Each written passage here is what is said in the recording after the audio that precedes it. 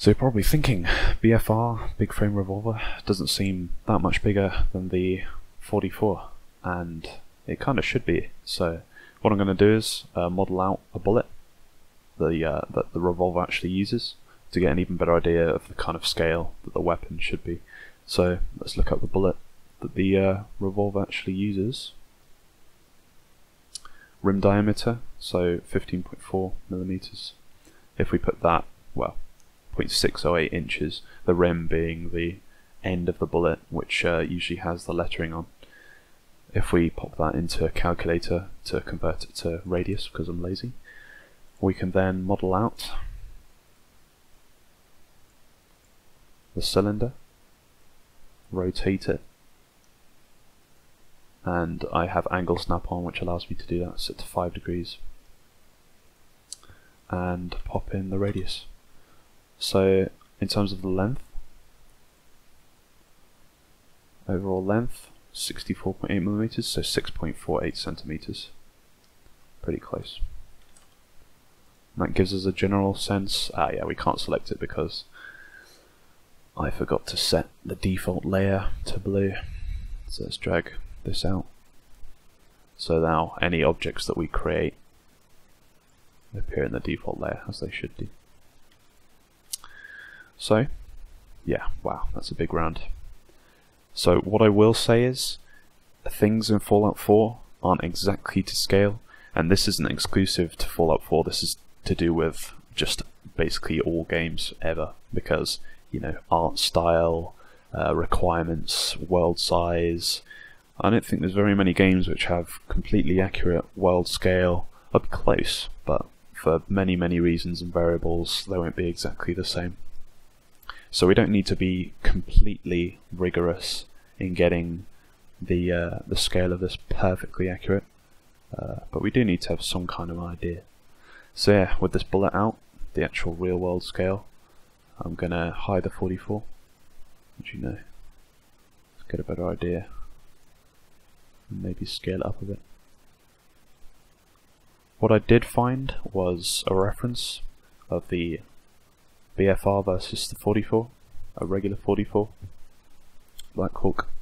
So you can see it's slightly thicker body, the grip is considerably, quite a bit thicker, as well as the barrel is slightly wider, so that gives us a slightly better idea.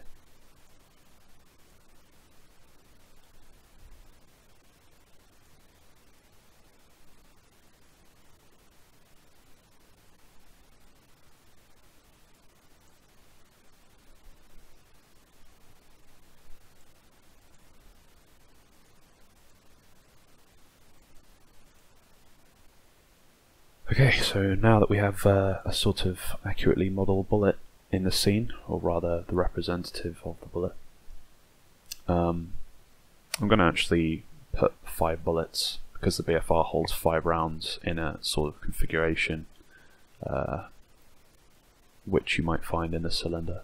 So what I'll do is I'm going to go into Edit Poly. All this does is allows you to make changes to the model and save them in a modifier, so you know you can undo that. Pretty useful. All I'm going to use it for is to select all the vertices, move it up, and then what you see is the origin point, or the pivot, is still where it was before, which allows the cartridge to rotate around it. So what we're going to do is we're going to divide 360 degrees by 5. I don't have a calculator on my other screen, I don't know what you're talking about. 72 degrees and 4 copies. So all I did there was I held shift and rotated, and then I get this clone readout. I'm going to set it to instance and 4 copies, and then because these are instances, instead of if you chose copy, they become unique, but since they're instances, they all share the same mesh. They all copy changes from each other. So with this in place, I'm going to place the bullets, looking at reference now, roughly how close I think they'd be, the gun, and then, so one other thing to mention with viewports, front is back and back is front. I know it's kind of weird, but if you want to view the back of something, you should click front. See?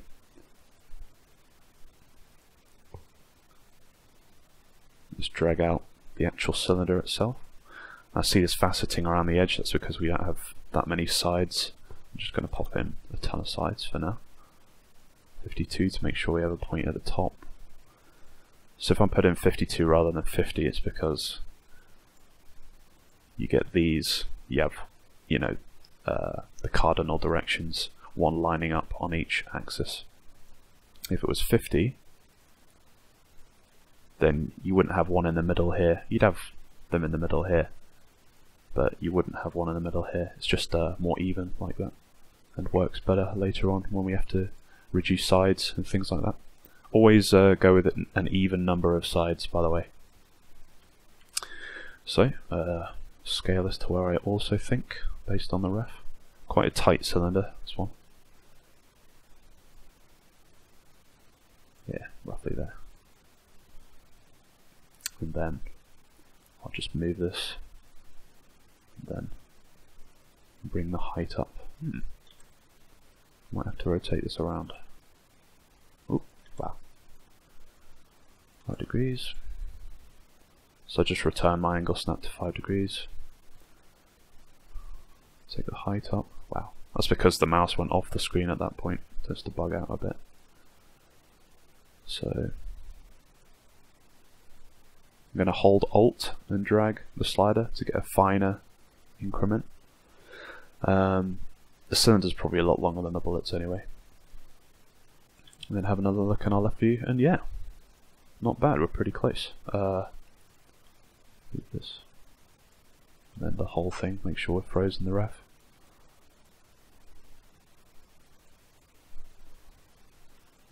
Just going to drag these verts. And yeah. Maybe another benefit of edit poly modifiers is you can adjust the original shape, and it'll make changes based on the edit poly. If you collapse to edit poly, you can't edit these settings anymore.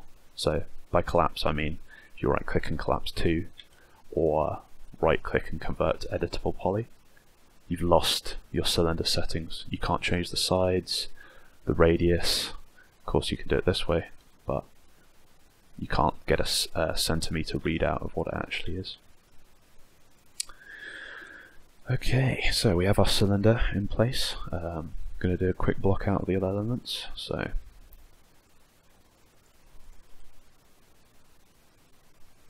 if it's ever blocked off at the top of the screen and you can't read it, just look down here and you'll be able to see the values change. Oh, yeah, we only want 90 degrees. Take the height up, and then you just copy this down here. So this time we want copy, so that if we change this, the other one doesn't change. Radius down. Yeah, wow, it's doing it again. The height down. And then just do a really fast block out of the grip. Get rid of these segments. I probably don't need to keep an edit poly modifier for this one.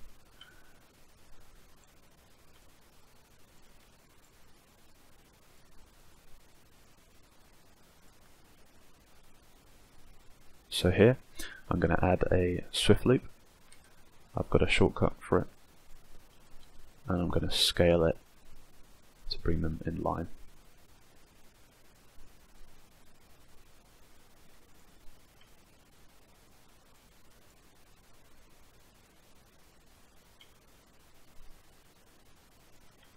Again, super general block out. I'm kind of rushing because it's a tutorial, but it would take a bit longer to do this properly.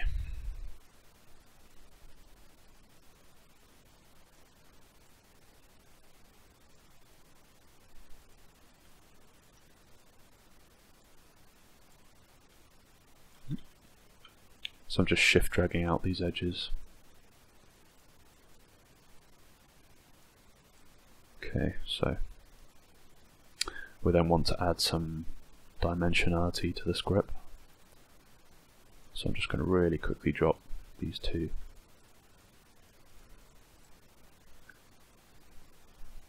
faces here, and then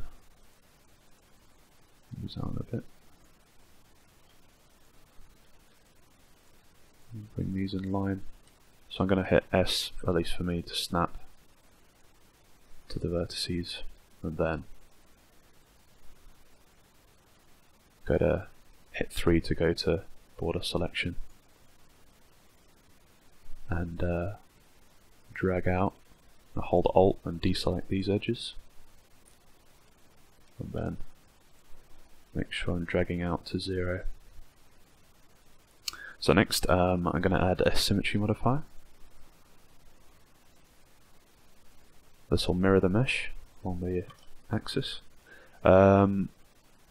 These buttons here, if you want to configure them, you can right click modifier list, configure modifier sets, and then drag out, say if I want turbo smooth, I can just drag it out from here up to here. You can choose the amount of buttons you want here, and then hit OK, and then you want to click on show buttons here to have them up here. So this is just a quick list of modifiers I commonly use.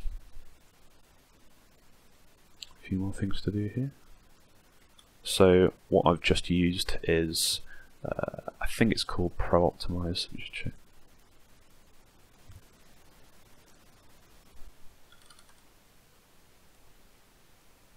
So yeah, it's called Polydraw Optimize. It's a really useful tool.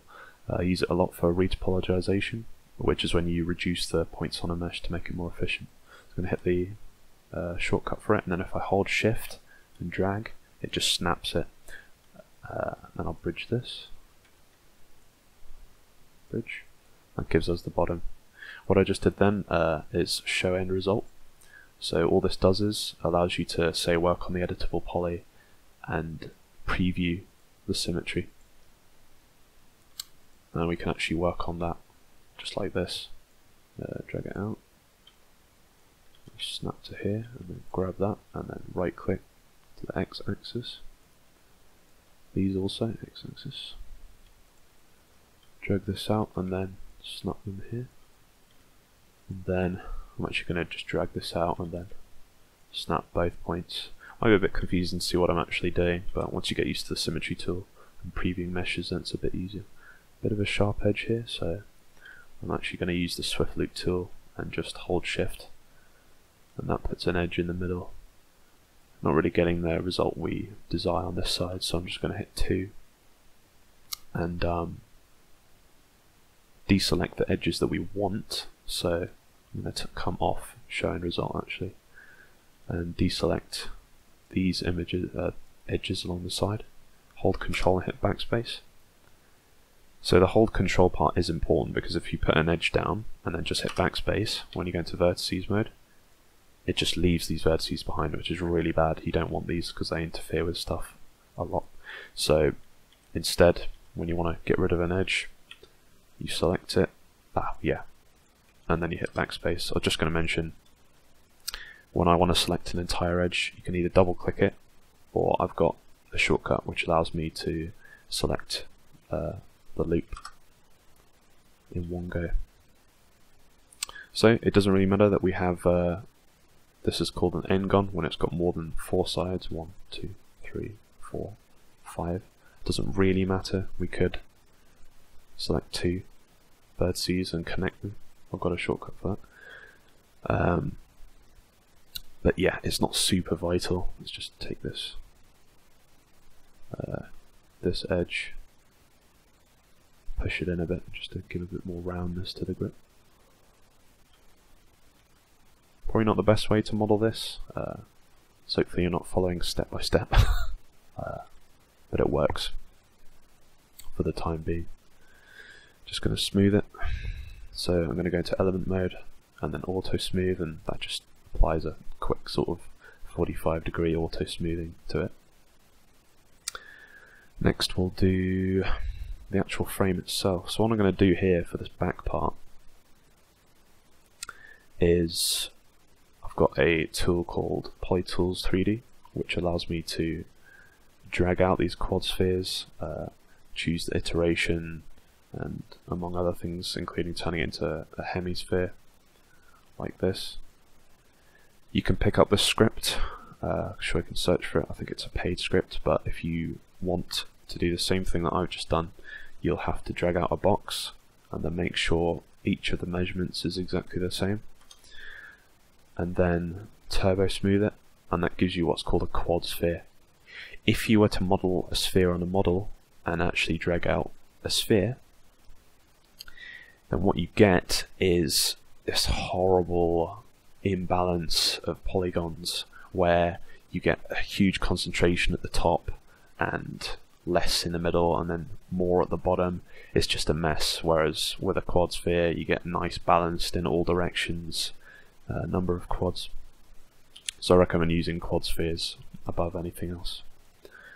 So we're just going to drag this here, scale it up to roughly the size it should be.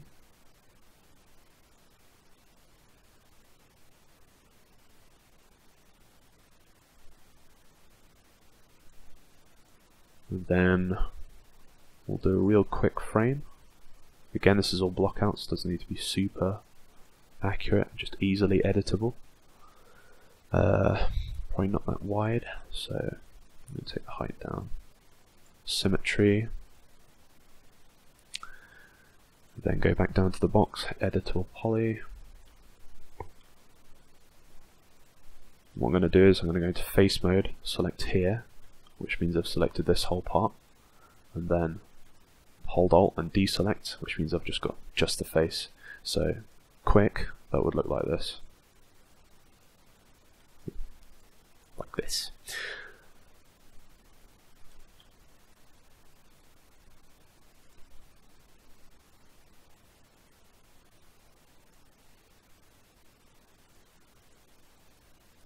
Extrude again.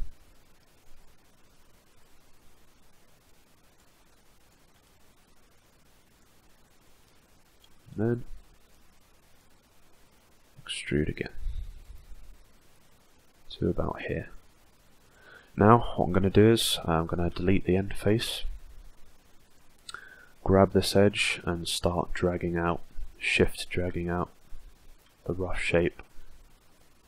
Maybe hard to see what I'm doing right now because it's a white background, but basically dragging out the shape of the trigger guard.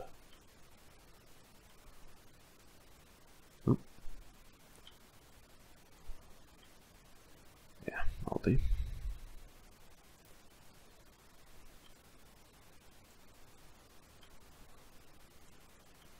Just following the contour for now. And then just into here, I suppose we can just drag out to here. And then I'm going to isolate the mesh. So what I did there is isolate selection, so you have a lot of meshes in the scene. If you select one and then click on this down here, it'll isolate the mesh so you can work on just it. So what I'm going to do is bridge this, and then that gives us a general idea of what the frame might look like.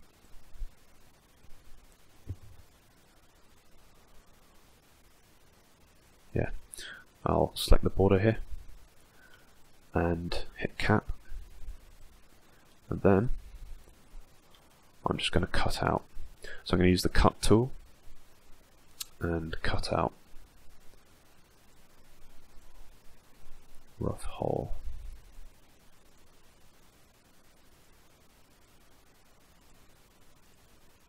The trigger, really sloppy. I'm going to use border select, drag, and then collapse it to 0.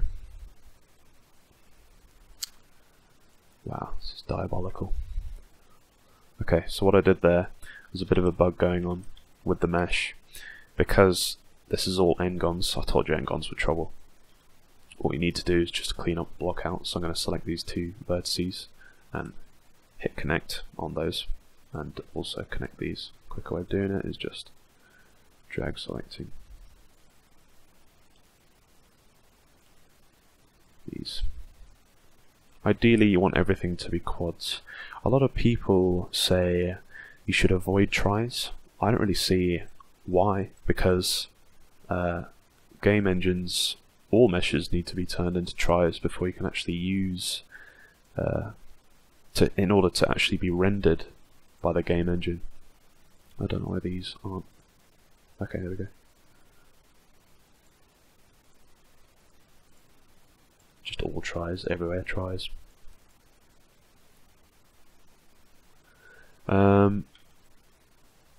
So yeah, we have the frame. Very messy, very horrible. Probably redo it later. Let's do the hammer. So what I'm going to do, just for a change, is use the spline tool. So what I'm going to do, let's see. So I'm going to select the whole mesh, right click and hide selection, which hides it for the time being. Don't yet know the shape of the hammer inside the frame. So I'm just going to sort of, if I click and drag, then it makes a curve again. Sorry, it's kind of hard to see. But if you use the spline tool for a bit, then you'll get the hang of it.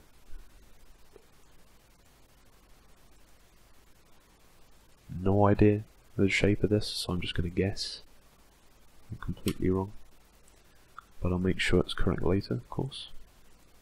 Close the spline, and that gives us a spline, basically a smooth line. So now I'm going to use the shell modifier, which will give us, it will first turn this into a polygon object and then allow us to extrude out and give it a thickness. So we want the same thickness either side, of course, because if we're aligned down the center, then we want it to be at least somewhat accurate. So I then want to bring back the rest of my meshes, so I hit unhide all and then hit no, because this will unhide all my layers, which I don't want. So you can see it perhaps needs to be a bit thicker, so let's go for 0.2, no, more, 4, yeah, I'll do. Let's finish off this mesh here, just a quick extrude down.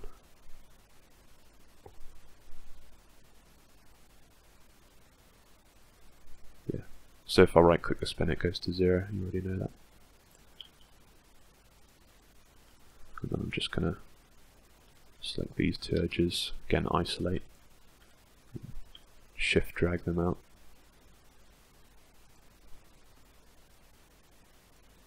And then I can't cap it, because if I was to cap it, then it would create this weird, because this edge. So ideally, what we can do is we can go into face select and then just pop in a number and then hit delete, and that gives us, you know, this mirrorable mesh.